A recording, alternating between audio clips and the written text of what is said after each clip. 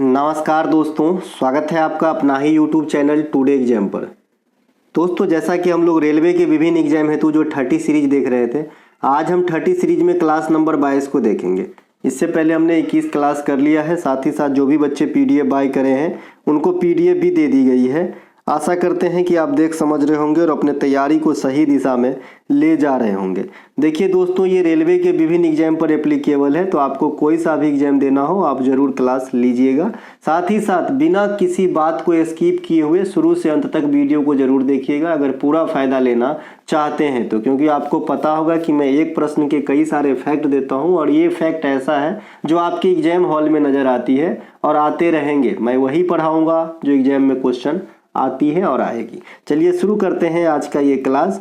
अगर आपको हमारा कोई सा भी कंटेंट चाहिए, एसएससी के लिए 3 कंटेंट अवेलेबल है। पैरासीटामोल 500 जो 447 पेज में एक बेसिक कंक्रीट जैसे फाउंडेशन देने के लिए काफ़ी है। इसके अलावा एक S30 है और इसके अलावा एक रनिंग में अभी चल रही है S36 जिसमें 10 क्लास हुआ है। तो ये 3 सीरीज आपका एसएससी के लिए है, चाहे आप सीजीएल मेंस तक का ही क्यों ना बात करें, हर बात को कवर करने के लिए S30 मेंस को ध्यान में रखते हुए चलाया गया है 36। इसके अलावा ये रेलवे का भी आप जो 30 वॉच कर रहे हैं, बिहार एसएससी का 40 है, यूपीपी पुलिस दरोगा का, उत्तर प्रदेश पुलिस दरोगा का, इसका 25 है। तो आप लोग जो भी ले सकते हैं, ये सीरीज का नाम है भाई, है ना, ये सब सीरीज का नाम है। 30, 40, 25 सीरीज का नाम है। मैं इतने क्लास का जो है मटेरियल मिलेगा, तो आप लोग जो है ले सकते हैं। डिस्क्रिप्शन में लिंक है या मोबाइल नंबर जो आप ऊपर में देख रहे हैं इस पर आपको व्हाट्सअप मैसेज करना है, एकमात्र ठिकाना है। चलिए, और कितने फ़ायदा करेंगे ये बात आपसे तो छुपा नहीं होगा, आपने भी कहीं ना कहीं से सुना होगा भाई, है ना। चलिए शुरू करते हैं। कार्बोलिक एसिड का फंक्शनल ग्रुप क्या है? तो ये COOH होता है। ये तो सीधे सीधे आपको याद रखना है। अब फंक्शनल ग्रुप को याद रखने से ज़्यादा समझने की ज़रूरत है। जो बच्चे आर्ट और कॉमर्स से पढ़े उनको दिक्कत होता है और ये क्वेश्चन आपके एग्जाम में आते ही आते हैं। तो आज के बाद दिक्कत नहीं होगा, मैं शॉर्ट में आपको पूरी तरीके से समझाने की कोशिश यहाँ पे करूँगा। देखिए, सबसे पहले फंक्शनल ग्रुप क्या होता है। जैसे मान लीजिए कि आप हो और पहले नहीं क्या मेला में मुखौटा खरीद लेते थे, मुखौटा पहन लेते थे तो थोड़ा सा अलग दिखते थे आप, है ना। तो उसी प्रकार से ये फंक्शनल ग्रुप है। ये किसी भी तत्व में जुड़ के, है ना, किसी भी तत्व कहना सही नहीं है, ये आर में जुड़ के, अब ये आर क्या होता है मैं बताऊंगा, आर में जुड़ के जो है ना, उस चीज का गुणधर्म को बदल देता है। यही है फंक्शनल ग्रुप। डिफिनेशन का कोई नहीं पूछ रहा है, बस समझने के लिए मैंने बताया कि किसी चीज में ऐड होके या फिर आर में ऐड होके उसकी जो बेसिक गुणधर्म है उसको जो है प्रभावित करता है, ये फंक्शनल ग्रुप है। ठीक है, अब ये कहाँ पे जुड़ता है, कैसे जुड़ता है, तो इसके लिए हमें 2 बात याद रखना होगा साहब। एक तो एल्केन का बेसिक फार्मूला याद रखना होगा जिसे हम कहते हैं CnH2n+2। मैंने कहा कि एल्केन के बेसिक फार्मूला से अगर n का कुछ भी मान आप पुट करोगे, जो भी रिजल्ट आएगा उसमें से अगर एक हाइड्रोजन को घटा देते हो और जो बचा हुआ रेस्ट पदार्थ है उसको हम कहते हैं सर R, है ना। इसको हम क्या कहते हैं, R। तो R निकालने की फार्मूला आपने समझ लिया, मतलब फंक्शनल ग्रुप समाप्त हो गया। ठीक है, बस इतना ही कि एल्केन से एक हाइड्रोजन हटाने के बाद जो चीज बचता है उसे हम R कहते हैं और बस उसी R में आपका फंक्शनल ग्रुप ऐड होगा। बस इतना ही जरूरी है ना, और कुछ भी जरूरी नहीं है। अब आप सब समझ जाएंगे जितना भी हम यहाँ पे पढ़ाएंगे। देखिए कैसे समझते हैं 2 मिनट में। तो यहाँ पे लिखा है वैसा समूह जो किसी अल्काइल ग्रुप में, अब देखिए अल्काइल ग्रुप किसे कहते हैं, उसी R को कहते हैं जिसे मैंने अभी आपको निकालना सिखाया था कि एल्केन में से एक हाइड्रोजन को घटाएंगे तो आपका R बनता है। R को ही अल्काइल ग्रुप कहते हैं। किसी अल्काइल ग्रुप में लग करके रूप और गुण को प्रभावित करता है, इसे अभिक्रियाशील समूह या फंक्शनल ग्रुप कहा जाता है। ये कई सारे होते हैं, आइए समझते हैं। सबसे पहले एक एग्जांपल दिखाते हैं, जैसे CH4। ये एल्केन में एक N का वैल्यू 1 पुट करने पे आपका CH4 रिजल्ट आता है CnH2n+2 में, जिसे हम मीथेन कहते हैं या मार्स गैस कहते हैं। इस मीथेन में से एक हाइड्रोजन को हम माइनस कर दिए हैं, CH3 बचा है। CH3 को हम मिथाइल कहेंगे, चूंकि ये एल्काइल हो जाता है। एल्केन में से एक हाइड्रोजन हटाने के बाद एल्काइल कहलाता है। चूंकि ये मीथेन से हमने निकाला है तो मिथाइल कहेंगे, इथेन से निकाला होता तो इथाइल कहते। ठीक है, अब इसी को हम R से इंडिकेट करते हैं। अब जरूरी नहीं है कि हमेशा मिथाइल को ही R से इंडिकेट करेंगे सर, इथाइल को भी कर सकते हैं, यानी C2H5 को भी कर सकते हैं, है ना, प्रोपाइल को भी कर सकते हैं, butyl, pentyl, hexyl, heptyl, nonyl, decyl सबको कर सकते हैं। ठीक है भैया, कहने का मतलब है एल्केन में से एक हाइड्रोजन हटाने के बाद जो चीज बचता है उसे R से इंडिकेट किया जाता है और यही R जो है फंक्शनल ग्रुप को अपने साथ जोड़ करके नया तत्व बनाता है। सिंपल सी बात है, आइए समझते हैं। यहाँ पे है सर CH3। अब ये CH3 क्या हो गया, यहाँ पे R है, इसे ओरिजिनल नाम क्या कहेंगे, मीथेन से बना है, एक हाइड्रोजन हटा है मिथाइल। अब इसमें COOH ये फंक्शनल ग्रुप है किसका, कार्बोलिक एसिड का। किसका, कार्बोलिक एसिड, Ca लिख दिया यहाँ पे, है ना। अब देखिए इससे जो बनने वाला तत्व होगा ये क्या है, CH3COOH हो गया। इसे हम क्या कहेंगे, एसिटिक एसिड या एथोनोइक एसिड कहेंगे। इसे डायरेक्ट याद कर लेंगे, acetic acid, baking soda, plaster of Paris, बिरंजक चूर्ण, है ना, संगमरमर, ये सब का सूत्र ही डायरेक्ट डिमांड करता है एग्जामिनर आपका। तो इसका सूत्र याद रख लेंगे, CH3COOH कैसे बनता है, मिथाइल का संयोग जब होता है COOH से, यानी फंक्शनल ग्रुप COOH मिथाइल में काम करता है, तब आपका क्या बन जाता है, एसिटिक एसिड बन जाता है। ठीक है, इसके अलावा जो है दूसरे एग्जाम्पल में देखते हैं, H+COOH है। अब ये H जो है ये यहाँ पे R है, यहाँ पे कोई हाइड्रोजन वाला बात ना समझे। ये कैसे बना है कि भाई जब CnH2n+2 है, यानी एल्केन ग्रुप है, जब इसमें आप n का वैल्यू 0 पुट करोगे ना तो इसका रिजल्ट आएगा सर H2। करके देखना। और मैंने कहा कि इस एल्केन में से एक हाइड्रोजन को घटाना होता है तब R बनता है, तो H2 में से H जाएगा तो क्या बचेगा, H। तो H यहाँ पे क्या है, R है ना। H+COOH, इससे जो तत्व बनेगा HCOOH बनता है, जिसे मेथोनाइक एसिड या फॉर्मिक एसिड कहा जाता है। यही फॉर्मिक एसिड जो है, यही जो फॉर्मिक एसिड है आपके चींटी के डंक या बिच्छू के डंक में पाई जाती है। ठीक है भाई, यहाँ पे हमने नोट करके कुछ लिखा है, ये इम्पोर्टेंट है, ये आपको समझना जरूरी है।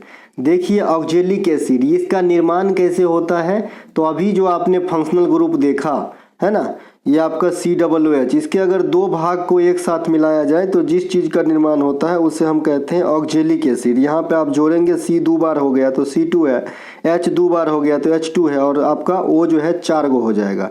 तो इसे हम क्या कहते हैं, ऑक्जेलिक एसिड कहते हैं। ऑक्जेलिक एसिड की संरचना में 2 कार्बोक्सिल समूह होता है ना, जो फंक्शनल ग्रुप है, अभी आपने देखा, जिसका मैंने बेसिक क्वेश्चन भी बनाया था। इसके अलावा जो किडनी स्टोन होता है वहाँ पर भी इस अम्ल की जो है उपलब्धता पाई जाती है। इसके अलावा कई सारे पेड़ पौधों में भी जो आप है आपका ऑक्जेलिक एसिड पाए जाते हैं। देखिए पेड़ पौधों में वैसे बेंजोइक अम्ल भी पाया जाता है, बेंजोइक अम्ल भी पाया जाता है, लेकिन ऑक्जेलिक एसिड भी पाया जाता है। तो पेड़ पौधे घास फूस में दोनों याद रखिएगा, दोनों।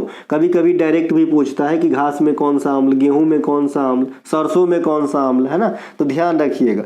इनके अलावा जो आपका ऑक्जेलिक एसिड है इसका इस्तेमाल आप फोटोग्राफी में भी कर सकते हो। देखिए फोटोग्राफी में अगर आप सोच रहे हैं कि AgBr का करते हैं तो बढ़िया सोच रहे हैं, AgBr का भी इस्तेमाल होता है, अर्जेंटम ब्रोमाइड का। इसके अलावा इसमें हाइपो सोल्यूशन का भी इस्तेमाल होता है सर, है ना, हाइपो सोल्यूशन का भी इस्तेमाल होता है फोटोग्राफी में, जिसे आप सोडियम थायोसल्फेट कहते हो। तो फोटोग्राफी में 3 चीज का ध्यान रखेंगे, ऑक्जेलिक एसिड, है ना, इसके अलावा हाइपो सोल्यूशन और AgBr, ये तीनों का इस्तेमाल हो सकता है। ऑक्जेलिक एसिड का आपने सूत्र देखा कैसे निर्माण हुआ, तो कार्बोक्सिल समूह 2 बार ऐड हो गए, है ना, COH 2 बार। इनके अलावा एल्कोहल का फंक्शनल ग्रुप क्या होता है, OH होता है। एल्कोहल का क्या होता है, OH होता है। अब देखिए यहाँ पे CH3 में OH जुट गया है, चूंकि ये मीथेन से मिथाइल बना है ना। मैंने ऊपर में एल्काइल बनाने का फार्मूला बता दिया था, एल्केन में से एक हाइड्रोजन को रिमूव करने के बाद तो CH4 मतलब मीथेन, उसमें से एक हाइड्रोजन घटा तो बना मिथाइल। ये मिथाइल क्या है, R है। R में फंक्शनल ग्रुप क्या जुट गया, OH। OH किसका होता है, एल्कोहल का होता है। तो ये क्या कहलाएगा, मिथाइल एल्कोहल, है ना। मिथाइल एल्कोहल को आप वुड एल्कोहल या कास्टीय एल्कोहल भी कहते हैं, साथ ही साथ इसे मेथेनॉल भी कहते हैं। जो दारू गांव घर में बनता है किण्वन विधि से, है ना, किस विधि से दारू बनता है, किण्वन या फर्मेंटेशन विधि से बनता है। तो इसमें जो है गलती से इथाइल एल्कोहल के जगह अगर मिथाइल एल्कोहल बन जाता है तो यही जब लोग पी लेते हैं तो जमराज के पास नजर आते हैं। इनके अलावा एल्डिहाइड, एल्डिहाइड का फंक्शनल ग्रुप होता है CHO। क्या होता है सर, CHO फंक्शनल ग्रुप होता है एल्डिहाइड का। ये एल्डिहाइड यहाँ पे H, अभी मैंने बताया कि H भी R है। R कब होता है, H, है ना, कि जब आपका एल्केन में N का वैल्यू 0 पुट करते हैं तो H2 आता है, और H2 में से H घटा घटाएंगे यानी एल्केन में से एक H घटाने के बाद ही एल्काइल या R बनता है, तो ये भी R है सर, H2 में से H घटाने के बाद। और उसमें हम जो है फंक्शनल ग्रुप CHO को जोड़ देते हैं, तो ये क्या बनता है, मेथनॉल या फॉर्मल्डिहाइड HCHO। ठीक है भाई। इसके अलावा अभी आपसे सबसे ज़्यादा जो एल्डिहाइड से पूछा जाता है वो बेंजल्डिहाइड का सूत्र पूछा जाता है सर। तो बेंजीन का सूत्र में लिख लेंगे, एक हाइड्रोजन घटा देंगे, तो बेंजीन का सूत्र क्या होता है, C6H6, एक हाइड्रोजन हटाने के बाद जो बचता है उसे R कहते हैं। तो यहाँ पे है ना C6 रहेगा, C6 लेकिन H5 हो जाएगा, और इसमें हम जोड़ देंगे CHO जो एल्डिहाइड का अपना फंक्शनल ग्रुप है। अब देखिए C कितना हो गया, 7 गो हो गया, हाइड्रोजन कितना हो गया, 6 गो हो गया, और O बच गया। तो ये भी आपका बेंजल्डिहाइड का सूत्र है जो आपके एग्जाम में पूछे जाते हैं। चलते हैं आगे, अगला है ईस्टर। ईस्टर का फंक्शनल ग्रुप है सर COOR। क्या है भाई, COOR है आपका ईस्टर का फंक्शनल ग्रुप, है ना। अब देखिए COOR, इससे पहले कुछ जुड़ेगा, एक छोटा सा डॉट आपको दिख रहा होगा, ये डॉट पर भी आप R लिख सकते हो, कोई दिक्कत नहीं है। ठीक है, आप यहाँ पे भी R लिख सकते हो, RCOOR लिख सकते हो, है ना।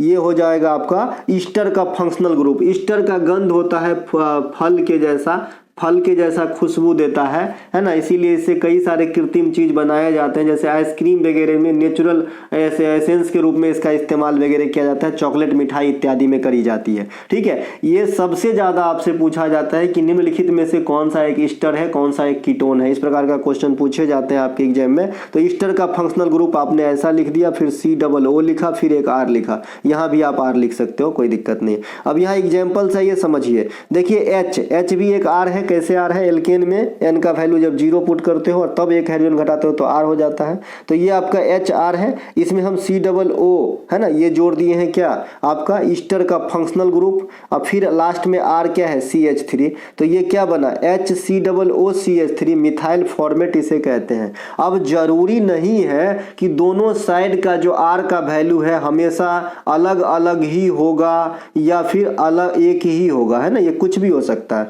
यहाँ पर मैं इसी समीकरण को अलग से लिख सकता हूँ, इसी समीकरण को हम यहाँ पे लिख देंगे C2H5, फिर हम लिख देंगे COO और फिर हम लिख देंगे CH3, कोई दिक्कत नहीं है ना, ये भी बनेगा आपका, ये भी आपका ईस्टर समूह ही होगा। कहने का मतलब है समूह याद रखिए, किसके साथ जुड़ता है वो याद रखिए, इतने से आपके फंक्शनल ग्रुप समाप्त हो जाते हैं। ठीक है, तो ये क्या रहा आपका ईस्टर का, क्या होता है, RCOOR होता है ना, ये होता है आपका ईस्टर का। अब यहाँ पे R की वैल्यू तो आप समझते ही है कि R क्या है, एल्केन में से एक हाइड्रोजन घटाने के बाद। अब आ गया ईथर। ईथर का फंक्शनल ग्रुप होता है ROR, जैसे अभी ऊपर वाले में आपने ईस्टर का देखा था कि RCOOR होता था, अब ईथर में क्या होता है, ROR होता है ना। तो यहाँ पे RCH3 है, फिर ये फंक्शनल ग्रुप O है, फिर ये CH3 है, तो इससे जो बना ये आपका डाइमिथाइल ईथर बनता है, इसे मेक्सामिथीन भी कहते हैं। ठीक है, यहाँ पे मैंने अभी क्या कहा कि जरूरी नहीं है कि दोनों पलरा में एक ही जैसा R हो, डिफरेंट भी हो सकता है। इसके जगह पे हम सीधे H लिख सकते हैं,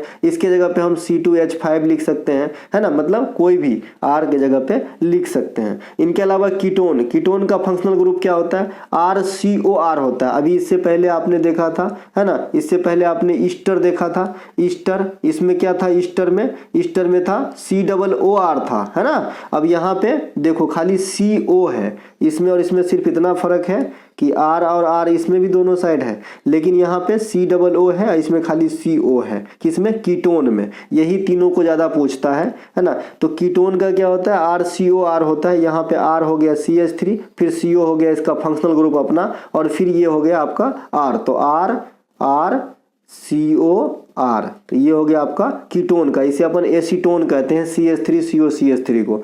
इसके अलावा एमाइन ग्रुप में क्या होता है, R के साथ NH2 जुड़ता है, कौन जुड़ता है, NH2 जुड़ता है। जैसे यहाँ पे CH3 ये R हो गया और इसमें हमने जोड़ दिया NH2, तो CH3NH2 हो जाता है मिथाइल एमाइन। ठीक है मेरे भाई, एक हाईलाइट आपका छूट गया है, मैंने उचित नहीं समझा पढ़ाना क्योंकि वो बहुत ईजी है। जैसे अपन CH3 में Cl जोड़ दीजिए तो ये मिथाइल क्लोराइड हो जाएगा, अगर Br जोड़ दिए तो मिथाइल ब्रोमाइड हो जाएगा, I जोड़ दीजिए तो मिथाइल आयोडाइड हो जाएगा, है ना। तो ये जो है आपका हैलोजन फैमिली जो आपके ग्रुप 17 में रखा गया है, उसको सिंपल सा जोड़ा जाता है किसी भी R के साथ तो उसे हैलाइड ग्रुप कहते हैं। ये आपका भैया इमेज है, ये ई बुक का है। ये 36 सीरीज जो चल रही है ये रेलवे वाला है। 30 सीरीज का भी अवेलेबल है, बिहार एसएससी का भी अवेलेबल है। जैसा चाहिए आप ले सकते हैं। मोबाइल नंबर है, डिस्क्रिप्शन में लिंक है। पहला है, अगला है टाइगर लीजन या फ्री इंडिया लीजन के संस्थापक कौन है? तो टाइगर लीजन या फ्री इंडिया लीजन के संस्थापक सुभाष चंद्र बोस साहब है। कांग्रेस के हरिपुरा अधिवेशन 1938 में अगर आपसे पूछे कि सुभाष चंद्र बोस कांग्रेस में कितनी बार अध्यक्ष चुने गए तो आप क्या कहेंगे? एक बार कि 2 बार? तो कहेंगे 2 बार चुने गए। लेकिन अध्यक्षता कितने बार किए? तो 1 बार। इन दोनों बात में फर्क है साहब। चुने गए 2 बार, किए 1 बार, क्योंकि दूसरी बार चुने जाने के बाद तुरंत इस्तीफा दे दिए थे। कहाँ पे? त्रिपुरी अधिवेशन में। ठीक है, तो कांग्रेस के हरिपुरा अधिवेशन 1938 में अध्यक्षता सुभाष चंद्र बोस के द्वारा किया गया था।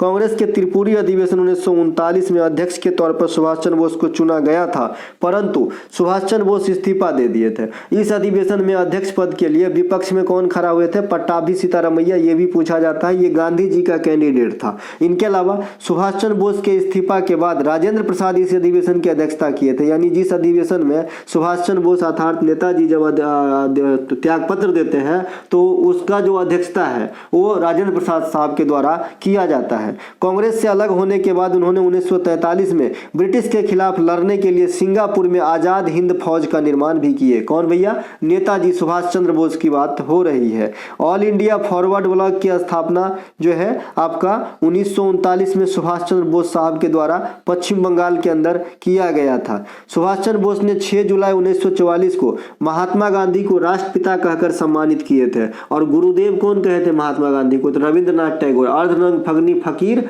तो विंस्टन चर्चिल, है ना। सुभाष चंद्र बोस साहब का जो स्लोगन है ये है, दिल्ली चलो तुम मुझे खून दो मैं तुम्हें आजादी दूंगा। ये ध्यान रखना। सुभाष चंद्र बोस के राजनीतिक गुरु कौन थे? चित्तरंजन दास, है ना। चित्तरंजन दास जो है ये सुभाष चंद्र बोस साहब के राजनीतिक गुरु हुआ करते थे। इनको ध्यान रखेंगे। सुभाष चंद्र बोस आपदा प्रबंधन पुरस्कार 2023 2 जन को दिया गया था। एक तो आपका लुंगलई फायर स्टेशन मिजोरम को दिया गया था, है ना, और एक आपका जो है उड़ीसा राज्य का आपदा प्रबंधन मंत्रालय को दिया गया था। लेकिन 2024 में सुभाष चंद्र बोस आपदा प्रबंधन पुरस्कार 60 पैरासूट हॉस्पिटल उत्तर प्रदेश को दिया गया है, तो इसे ध्यान रखेंगे, है ना। 2024 में अस्पताल को दिया गया खाली। इनके अलावा भगत सिंह साहब का जन्म 1907 पाकिस्तान के बंगा में हुआ था। भगत सिंह, है ना, मजदूर और किसानों में एकता लाने के उद्देश्य से 1926 में नौजवान सभा का गठन किए थे। इस नौजवान सभा का घोषणा पत्र जो है भगत सिंह के साथ जो है भगवती चरण बोहरा का सहयोग भी मिला था। जो आपका नौजवान सभा, एक थोड़ा सा तबीयत सही नहीं अभी तक, है ना, माफ कीजिएगा।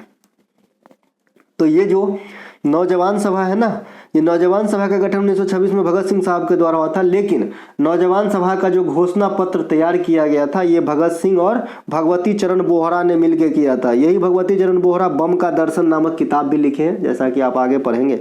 इनके अलावा भगत सिंह और बटुकेश्वर दत्त ने 8 अप्रैल 1929 को असेंबली में बम फेंके थे।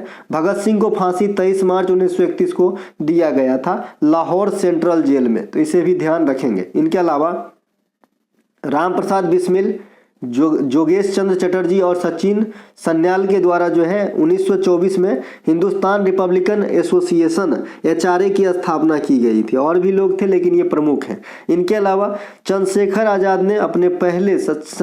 ने सबसे पहले HRA का नाम बदलकर हिंदुस्तान सोशलिस्ट रिपब्लिकन एसोसिएशन करने का विचार अपने मन में लाया और ये बात भगत सिंह साहब को बताए। लेकिन जो वास्तव में चेंज किया इनका नाम HRA का HSRA किया, ये थे भैया भगत सिंह साहब, जिन्होंने दिल्ली में फिरोज शाह कोटला मैदान में 1928 में, है ना, HRA का नाम बदलकर HSRA हसरा कर दिया। तो इन्हें भी ध्यान रखेंगे। लेकिन मन में आया पहले चंद्रशेखर आजाद का, ध्यान रखिएगा।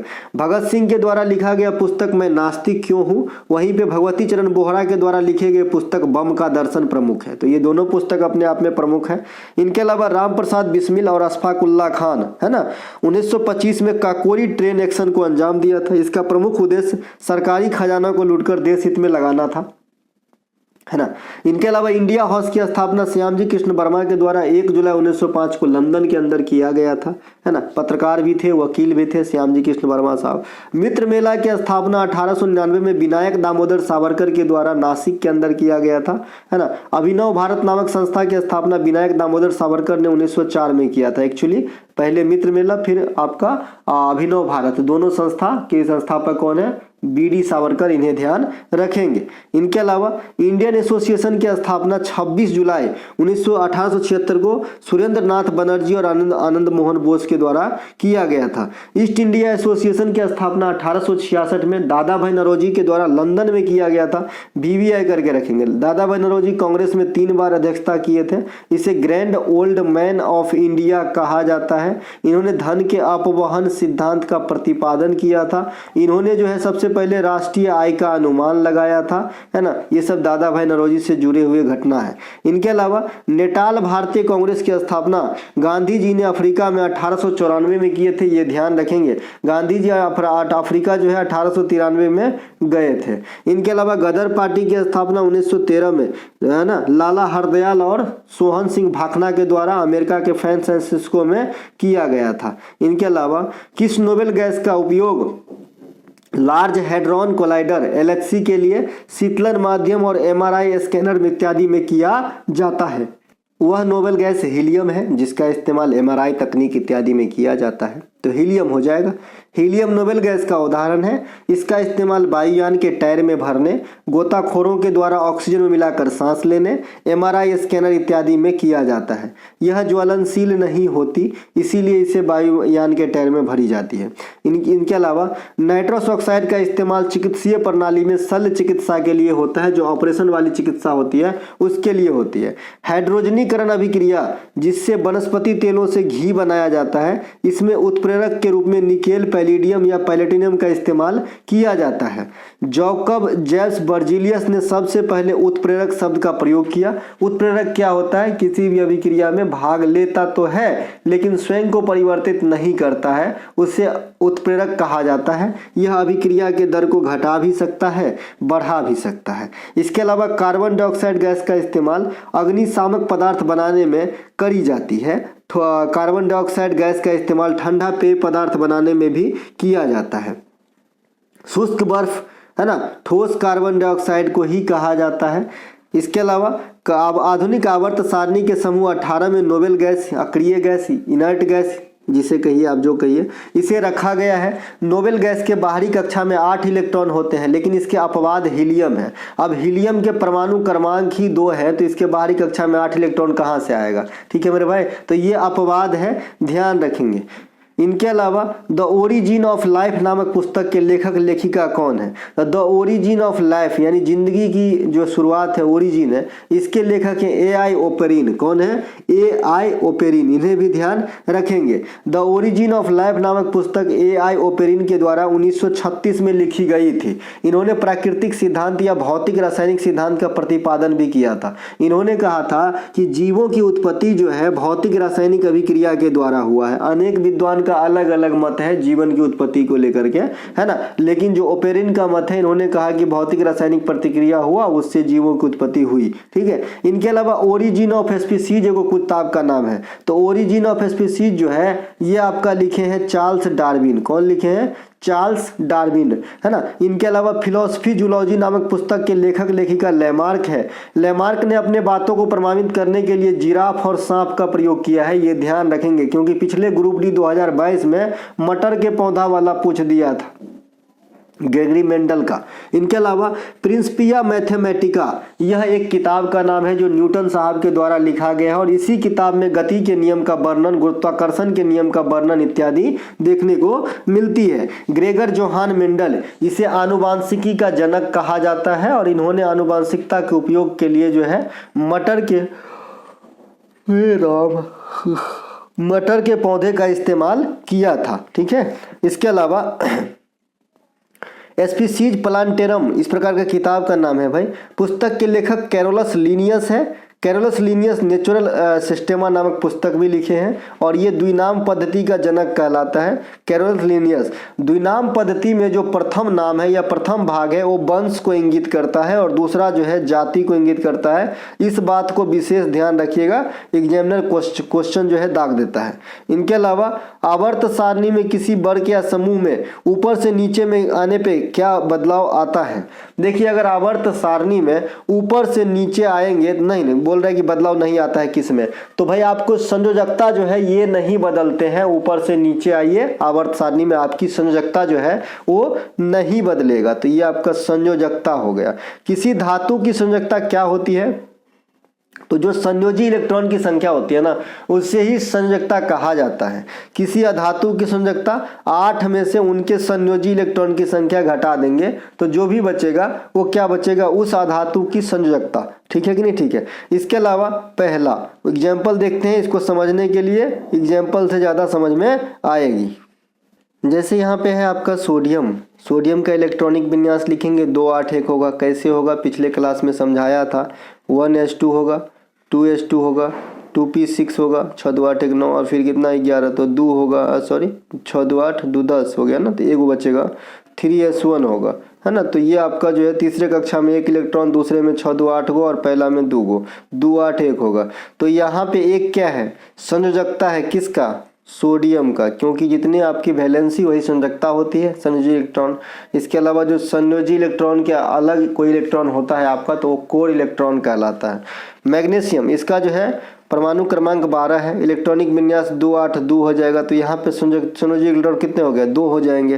क्लोरीन का 17 होता है, तो आपका 2 8 7 होता है, लेकिन क्लोरीन जो है ये अधातु तत्व में आ जाएगा। अधातु का संयोजकता निकालने के लिए 8 में से उसकी अपनी संयोजकता घटा देंगे, तो 8 में से 7 घटा देंगे तो यहाँ पे क्या हो जाएगा, 1 हो जाएगा। आई होप आपको समझ में आया कि संयोजकता कैसे निकाली जाती है। इसके लिए इलेक्ट्रॉनिक विन्यास बहुत जरूरी है। इलेक्ट्रॉनिक विन्यास से ही पता चलता है कि किसकी कितनी संयोजकता होगी। चलते हैं आगे, ये आपका पीरियोडिक टेबल है, इसको तो कई बार पढ़ा चुके हैं, तो हम सीधे निकलते हैं इसके जो गुणधर्म है इस पे।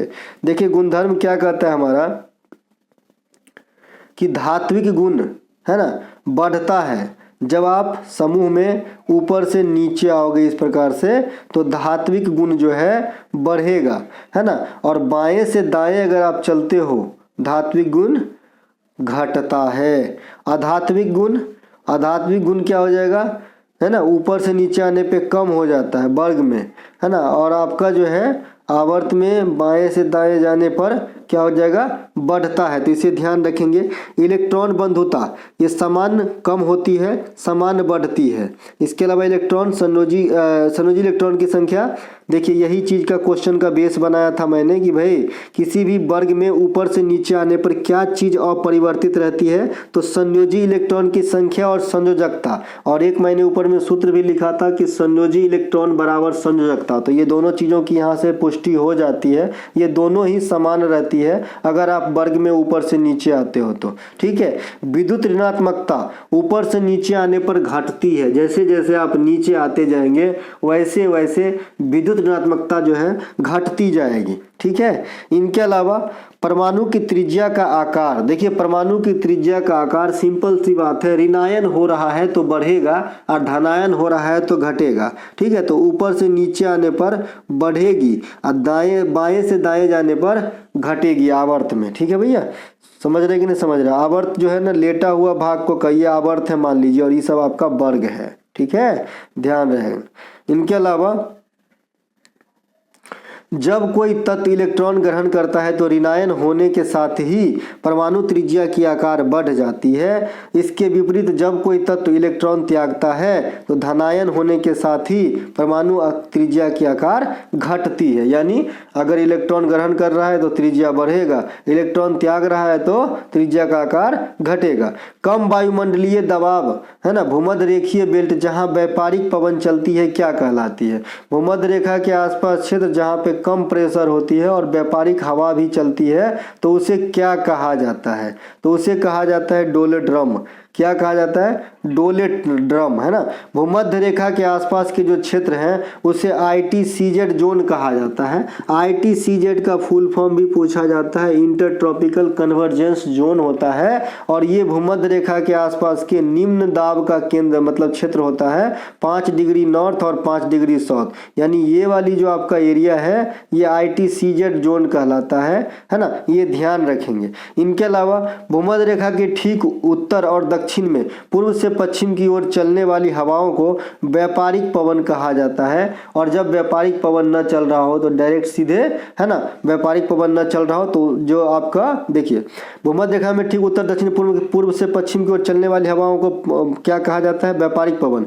तो जो पूर्व से पश्चिम चलता हो व्यापारिक पवन है, जो पश्चिम से पूर्व चलेगा ना वो गैर व्यापारिक या एंटी व्यापारिक पवन हो जाता है, जिसे हम पछुआ पवन भी कहते हैं। तो पछुआ पवन और व्यापारिक पवन एक दूसरे के उल्टा पवन होता है, यही समझाना चाह रहा था। व्यापारिक पवन को पूर्वी पवन भी कहते हैं। इसके अलावा ये हवाएं उपोष्ण उच्च दाब कटिबंध से भूमध्य सागरीय निम्न दाब कटिबंध की ओर चलती है। उत्तरी गोलार्ध में इसकी दिशा जो है उत्तर पूर्व से दक्षिण पश्चिम की तरफ होगा और दक्षिणी गोलार्ध में दक्षिण पूर्व से उत्तर पश्चिम की तरफ होगा। ये पार्टिकुलर पॉइंट जरूर याद रखिएगा, कई बार आरआरबी एनटीपीसी ने पूछा है कि उत्तरी गोलार्ध में जो व्यापारिक पवन होती है उसकी दिशा क्या होती है, दक्षिणी गोलार्ध में जो व्यापारिक पवन होती है उसकी दिशा क्या होती है। ठीक है, कैरियोलिस बल का नाम आपने सुना होगा, जो पृथ्वी के घूर्णन का ही परिणाम है। इसी के कारण हवाएं क्या होती है, उत्तरी गोलार्ध में जो है दाएं व्रत और दक्षिणी गोलार्ध में बाईं तरफ चलती है। तो ये आपको ध्यान रखना होगा। अगर ऑप्शन में ये ऑप्शन ना हो कैरोलियस बल तो आप जो है पृथ्वी की घूर्णन गति भी टिक कर सकते हैं, कोई दिक्कत नहीं। 21 मार्च और 23 सितंबर को दो ऐसा दिन आता है जब दिन और रात की अवधि लगभग समान होती है, जिसे इक्विनॉक्स या विषुव कहा जाता है। ये क्यों होता है, क्योंकि सूर्य जो है भूमध्य रेखा पे साल में 2 बार लंबवत चमकते हैं, जो पार्टिकुलर इसी दिन आता है 21 मार्च और 23 मार्च को, है ना। इसे ध्यान 23 सितंबर को माफ कीजिएगा। देखिए जो सूर्य है ना ये यहाँ से लेके यहाँ तक परिक्रमा करता है ना। ये आपका जो है मकर रेखा से कर्क रेखा तक जाता है, फिर कर्क रेखा से मकर रेखा तक आता है। तो ये जो इक्वेटर वाला पोर्शन है, तो एक बार जाते समय यहाँ पे लंबवत यानी सीधे सीधे आपका इसका रे पड़ता है और एक बार आते समय पड़ता है, यानी साल में यहाँ पे 2 बार पड़ता है। इसीलिए भूमध्य रेखा के आसपास के जो लोग होते हैं वो थोड़ा काले होते हैं। भूमध्य रेखा पर कितने देश बैठे हैं, तो 13 गो देश बैठे हैं, इसे याद रखिएगा। स्वेज नहर और लाल सागर को कौन मिलाता है, भूमध्य सागर मिलाता है। तो ये बात भी आपको ध्यान रखना है। इनके अलावा अलगोजा, कमाइचा तथा ढेनका में कौन सा एक राजस्थान का पारंपरिक वाद्य यंत्र नहीं है। ये 3 गो नाम दिया गया, अलगोजा, है ना, कमाइचा, ढेनका। तो ढेनका जो है ये राजस्थान का नहीं है, बाद बाकी अलगोजा कमाइचा जो है ये राजस्थान के पारंपरिक वाद्य यंत्र में शामिल है। अलगोजा कमाइचा ये राजस्थान का पारंपरिक वाद्य यंत्र है। राजस्थान के प्रमुख लोकगीत में मांड, मूमल, पनिहारी इत्यादि प्रमुख है ना भैया। इनके अलावा बीना, वायलिन तथा मृदंग कर्नाटक, बीना, मृदंग कर्नाटक, ये कर्नाटक संगीत में इस्तेमाल होने वाली प्रमुख वाद्य यंत्र है, इन्हें ध्यान रखेंगे। कर्नाटक संगीत भारत के दक्षिणी स्टेट जैसे आपका केरला, कर्नाटक, तमिलनाडु इत्यादि तक ही सीमित है। कर्नाटक संगीत के जो फाउंडर है पुरंदर दास को माना जाता है। कर्नाटक संगीत के जो त्रिमूर्ति है त्यागराज, मुथुस्वामी दीक्षितार और श्यामा शास्त्री को कहा जाता है, इसे भी ध्यान रखेंगे। इनके अलावा सर्वप्रथम भारत रत्न संगीतज्ञ में एम सुब्बा लक्ष्मी जो कर्नाटक संगीत से जुड़ी हुई थी, इन्हीं को मिला था 1998 में, ध्यान रहेगी। भारत के कुछ प्रमुख पारंपरिक वाद्य यंत्र तथा उनसे संबंधित राज्य, अब यहाँ पे देखिए, है ना, कुछ वाद्य यंत्र देखेंगे और उनसे संबंधित राज्य को देखेंगे। जैसे चिकारा ये मध्य प्रदेश में बजाया जाता है, घटम आंध्र प्रदेश में, पखावज बिहार में, तोताराम इसके कलाकार हैं। सुंदरी एकतारा, ये एकतारा जो है पंडित भीमसेन जोशी वगैरह भी बजाते थे, है ना। तानपुरा, माफ कीजिएगा, पंडित भीमसेन जोशी साहब तानपुरा बजाते थे, एकतारा नहीं बजाते थे, ऐसा ही सुनने में लग रहा था इसीलिए कंफ्यूज हो गया मैं। तानपुरा एकतारा, है ना, लग रहा है ना, थोड़ा थोड़ा भाई भाई है ना। तो पंडित भीमसेन जोशी जो है तानपुरा बजाते थे। सुंदरी एकतारा ये आपका महाराष्ट्र का है। मृदुल महुरी ढेनका ये आपका उड़ीसा का है। खुआंग मिजोरम का है। पावा तूरी बंगाल गुजरात का है। पेपा टोका गगोना असम का है। तो ये कुछ वाद्य यंत्र है जो पारंपरिक है और ये लिमिट एरिया तक ही चलती है। इनके अलावा 8वां महिला एशिया क्रिकेट कप के विजेता कौन है, तो 8वां महिला एशिया क्रिकेट कप के विजेता भारत है, इन्हें ध्यान रखेंगे। जो पिछले जो है आपका इवेंट हुआ था, अभी 9वां इवेंट भी हो गया इसका और विजेता बना है आपका श्रीलंका, ध्यान रखेंगे।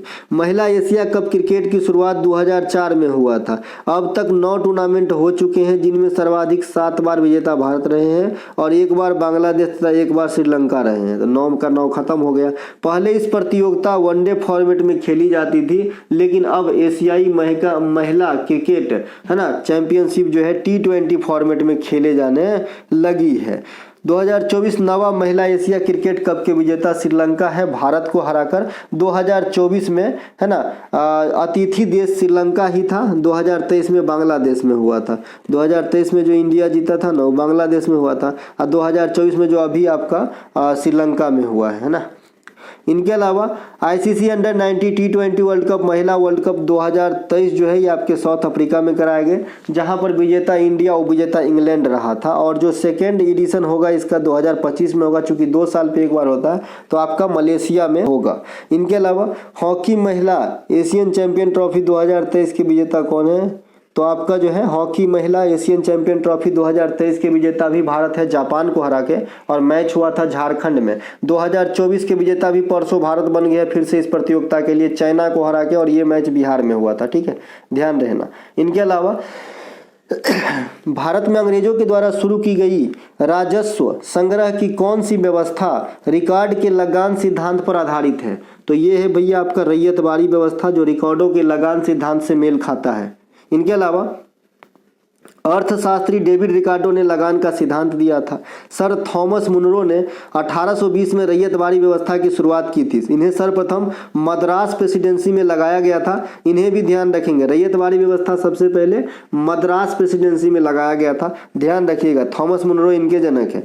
भूमि राजस्व की महालवाड़ी प्रथा हॉल्ट मैकेंजी के द्वारा शुरू किया गया था, है ना, ये ध्यान रखेंगे। अस्थायी बंदोबस्त लॉर्ड कर्नवालिस को जानते हैं, इनके अस्थायी बंदोबस्त के लिए 1922 में। इसके अलावा माफ कीजिएगा 1793 में होगा। इनके अलावा अकबर के समय में दहसाला बंदोबस्त उनके मंत्री टोडरमल के द्वारा किया गया था। इसके अलावा लॉर्ड रिपन को स्थानीय स्वशासन का जनक भी कहा जाता है।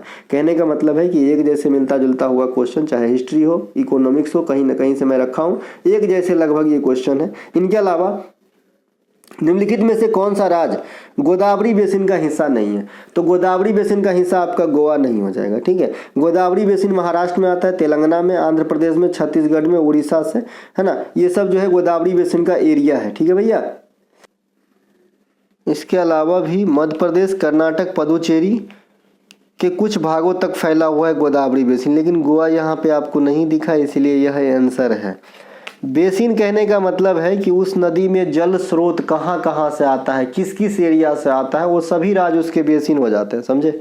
इनके अलावा गोदावरी नदी महाराष्ट्र के नासिक के पास त्र्यंबकेश्वर से निकलती है और बंगाल की खाड़ी में गिरने से पहले 1465 किलोमीटर की दूरी तय करती है। गोदावरी नदी पेनिनसुलर इंडिया की सबसे लंबी नदी है। इसे दक्षिणी गंगा कहा जाता है, ध्यान रखिए। दक्षिण भारत की गंगा कहेगा तो कावेरी। यहाँ पे 2 ही अक्षर में लिखा है दक्षिणी गंगा मतलब गोदावरी। यह बंगाल की खाड़ी में गिरती है, बता दिया था। इनके अलावा गोदावरी की कुछ प्रमुख सहायक नदियाँ जैसे परवरा है, मंजीरा है ना, पेनगंगा है, ये सब आपके गोदावरी के जो है क्या है सहायक नदियों में से है। गोदावरी नदी पर स्थित परियोजना पोलावरम सिंचाई परियोजना, कालेश्वर इंचमपल्ली परियोजना, है ना, जायकेबाड़ी परियोजना, ये सब गोदावरी नदी पर है। श्री राम सागर परियोजना या पोचमपाडु तेलंगाना में है, जायकेबाड़ी परियोजना इत्यादि प्रमुख है। एक सेकेंड, श्री राम परियोजना या पोचमपाडु तेलंगाना, ठीक है, गोदावरी नदी पर है। जायकेबाड़ी भी परियोजना, मतलब ये दोनों लाइन एक ही में लिखना था सर, ठीक है। ये जो है गोदावरी नदी पर परियोजना ही है, ये सभी के सभी गोदावरी नदी पर ही होगा। श्री राम सागर भी होगा, कालेश्वर भी होगा, पोलावरम भी होगा, जायकेबाड़ी भी होगा। इसको मैं सही कर दूंगा, एक ही स्लाइड में लिख के दूंगा, नहीं तो बच्चे कन्फ्यूज होते हैं कि अलग फिर क्यों लिखा गया। इनके अलावा गंगा बेसिन, गंगा और गोदावरी पढ़ेंगे इसमें, तो गंगा गोदावरी पढ़ लिया, अब गंगा पढ़ेंगे। गंगा बेसिन भारत, तिब्बत या चाइना, नेपाल और बांग्लादेश, ये 4 देश तक जो है फैला हुआ है। भारत में यह उत्तर प्रदेश, मध्य प्रदेश, है ना, राजस्थान, बिहार, पश्चिम बंगाल, उत्तराखंड, झारखंड, हरियाणा, छत्तीसगढ़, हिमाचल प्रदेश और केंद्र शासित प्रदेश दिल्ली को कवर करता है। जो देश के कुल जो है आपका 26% है रकबा किसके पास भैया, गंगा नदी बेसिन के पास। इनके अलावा इसका उद्गम हिमालय के गंगोत्री से होती है, जहाँ पे अलकनंदा और भागीरथी थोड़ी दूर चलने के बाद देवप्रयाग में मिलने से गंगा बन जाती है। इसका उद्गम बता दिए थे। इसका अलावा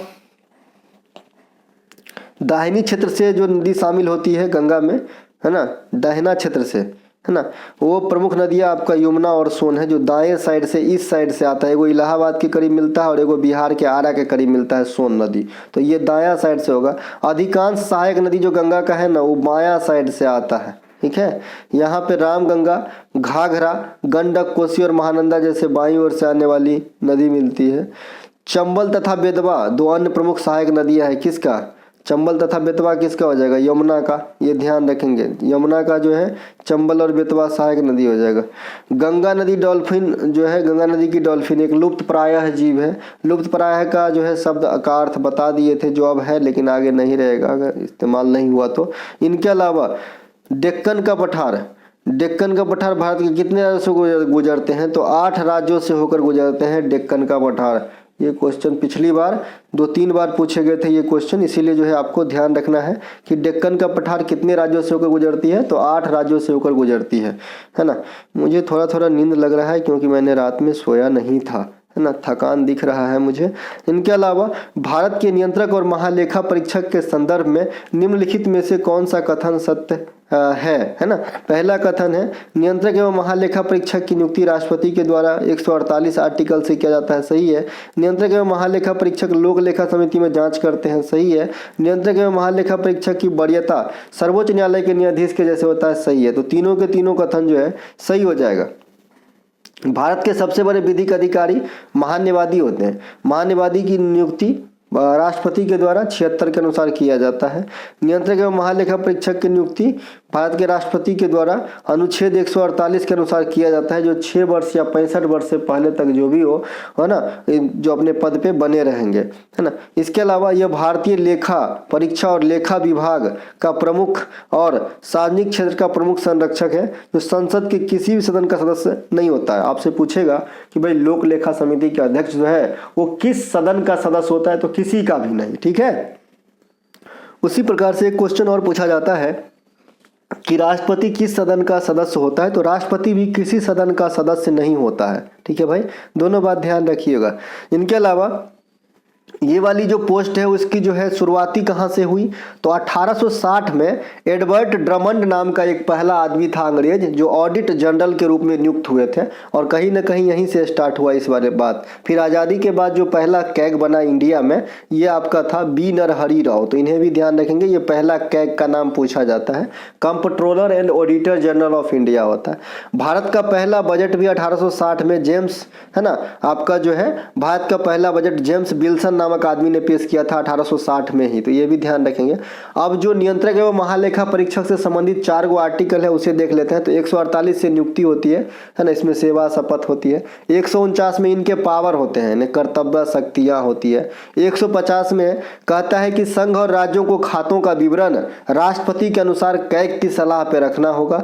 और 151 कहता है कि संघ के खातों से संबंधित कैग की रिपोर्ट राष्ट्रपति को सौंपी जाएगी। अर्थात कैग अपना रिपोर्ट किसे सौंपता है? राष्ट्रपति को।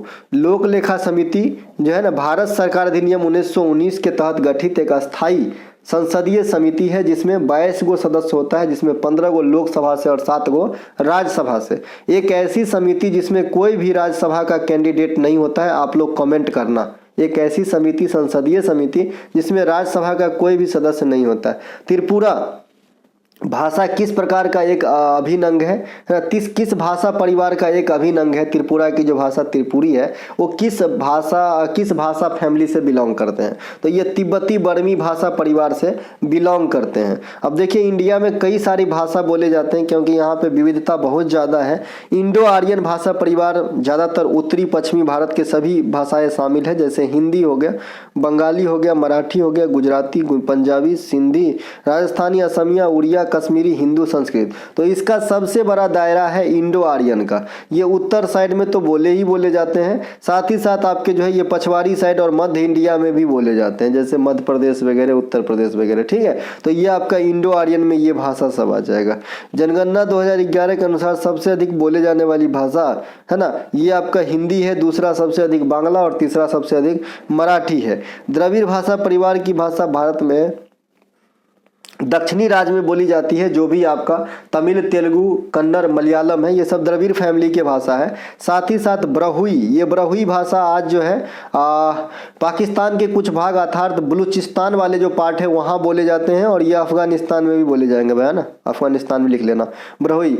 माल्टो है ना, कुरुख, ये कुरुख जो है आपका झारखंड, उड़ीसा इत्यादि राज्य में बोले जाते हैं। कोडागू या कुर्ग ये कर्नाटक में बोले जाते हैं। कुई, कुई उड़ीसा में बोली जाती है।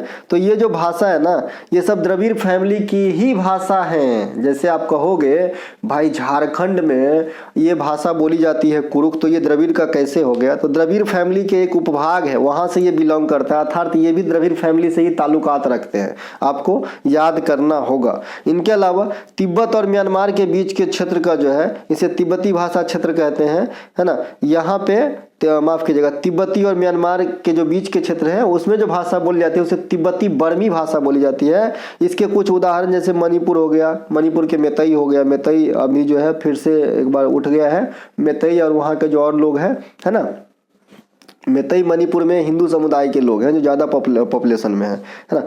इसके अलावा नागालैंड के अंगामी, आओ है ना। इसके अलावा अरुणाचल प्रदेश की आदि भाषा, मिसमी भाषा, बांचू भाषा, मिजोरम का मिजू भाषा। इसके अलावा असम में बोडो, ये सब जो है गारो, लेचपा, त्रिपुरी, ये सभी के सभी जो है आपका तिब्बत, म्यांमार या तिब्बत बर्मी भाषा फैमिली से बिलोंग करेंगे, और यही त्रिपुरी भाषा इस क्वेश्चन का जो है आपका आधार था। इनके अलावा ऑस्ट्रिक भाषा, इसमें मुंडारी संताली भाषा आ जाता है और इंडो ऑस्ट्रिक भाषा में, इसे ध्यान रखेंगे, ये बहुत कम है ना, इसमें जो है बहुत कम आता है। इनके अलावा अरुणाचल प्रदेश में गालो भाषा बोली जाती है, और त्रिपुरा में एक अन्य भाषा कोक बरोक भी बोली जाती है। बर्मा में बर्मी भाषा, चीन में मंदारिन भाषा, अफगानिस्तान में दारी या पश्तो भाषा, श्रीलंका में सिंगली भाषा, भूटान में जुंगखा भाषा, ये जो है भाषा बोली जाती है अपने विदेशों में। इनके अलावा संयुक्त राष्ट्र संघ के जो कार्यकारी भाषा है ये तो मात्र दो है, अंग्रेजी और फ्रेंच, लेकिन जो नॉमिनेटेड भाषा है यानी आधिकारिक भाषा है ये आपका 6 है, अरबी, चीनी, अंग्रेजी, फ्रेंच, रूसी और स्पेनिश। तो आधिकारिक हो गया 6, और जो आधिकारिक है उसी में काम किया जाएगा। तो आधिकारिक में से दुगो को उठा के काम संपादन करते हैं, वो दुगो कौन सा है कार्यकारी भाषा? अंग्रेजी और फ्रेंच। अगस्त 2019 में इलाहाबाद बैंक का विलय किस बैंक में कर दिया गया? देखिए रेलवे को बैंक का विलय काफी पसंद है, इसीलिए मैं इसे बताना जरूरी समझा। तो इंडियन बैंक में जो है इसका विलय कर दिया गया, इलाहाबाद बैंक का। तो आजकल आप इलाहाबाद बैंक का स्वतंत्र शाखा नहीं देखोगे, है ना, इंडियन बैंक में चला गया है। इलाहाबाद बैंक का विलय इंडियन बैंक में, आंध्रा बैंक का विलय यूनियन बैंक में, ओरिएंटल बैंक ऑफ कॉमर्स और यूनाइटेड बैंक का विलय पंजाब नेशनल बैंक में, है ना। इसके अलावा सिंडिकेट बैंक का विलय केनरा बैंक में। विजया बैंक और देना बैंक का विलय कहाँ पे हो गया है? विजया बैंक और देना बैंक दोनों का हो गया बैंक ऑफ बड़ौदा में, इसे ध्यान रखेंगे। अब जो है अत्यधिक बैंकों का विलय हो जाने के बाद मात्र 12 बैंक जो है सार्वजनिक क्षेत्र के हैं इंडिया में वर्तमान समय तक, ठीक है। भारत में बैंकों का राष्ट्रीयकरण पहली बार 1969 में इंदिरा गांधी के समय 14 बैंकों का किया गया था। दूसरी बार 1980 में 6 बैंकों का किया गया, और उस समय भी प्रधानमंत्री इंदिरा गांधी ही थी। स्टेट बैंक ऑफ इंडिया की स्थापना 55 में हुआ था। इंपीरियल बैंक ऑफ इंडिया की स्थापना 1921 में हुआ था, और इसी इंपीरियल बैंक ऑफ इंडिया का स्थान लिए थे स्टेट बैंक ऑफ इंडिया। इसके अलावा भारत में माइक्रो फाइनेंस की रेगुलेटिंग बॉडी कौन है? आरबीआई है। आरबीआई की स्थापना 1935 में हिल्टन यंग आयोग के अनुसार हुआ था। मौद्रिक नीति बनाना, नोट छापना, सरकारी बैंकर का कार्य करना, एमएफआई को रेगुलेट करना, ये सब आरबीआई का काम है। 75वें गणतंत्र दिवस के संदर्भ में कौन सा कथन सत्य है नहीं है ना। देखिए वर्ष 2024 में मनाई गई गणतंत्र दिवस 75वीं गणतंत्र दिवस थी, तो ये सही है। भारतीय संविधान 26 जनवरी 1950 को लागू हुआ था। 26 जनवरी का दिन कांग्रेस के लाहौर अधिवेशन 1929 से जुड़ी हुई, एकदम सही है। जो लाहौर अधिवेशन 1929 हुआ था उसी के बाद 26 जनवरी को पहली बार, है ना, अनऑफिशियली जो है हमने स्वतंत्रता दिवस मनाए थे, तो उसी को जो है याद करते हुए हम लोगों ने 26 नवंबर 1949 को संविधान बन के तैयार तो हो गया था, लेकिन लागू करने के लिए हम लोग 26 जनवरी तक का इंतजार किए थे। इनके अलावा गणतंत्र दिवस 2024 में सर्वश्रेष्ठ झांकी का अवार्ड, है ना, मंत्रालय समूह में उद्योग मंत्रालय को दिया गया, जो गलत है। मंत्रालय समूह में संस्कृति मंत्रालय को मिला और राज्य में उड़ीसा राज्य को मिला था सर्वश्रेष्ठ झांकी का अवार्ड गणतंत्र दिवस 2024 के अवसर पे। तो यही चीज लिखा है।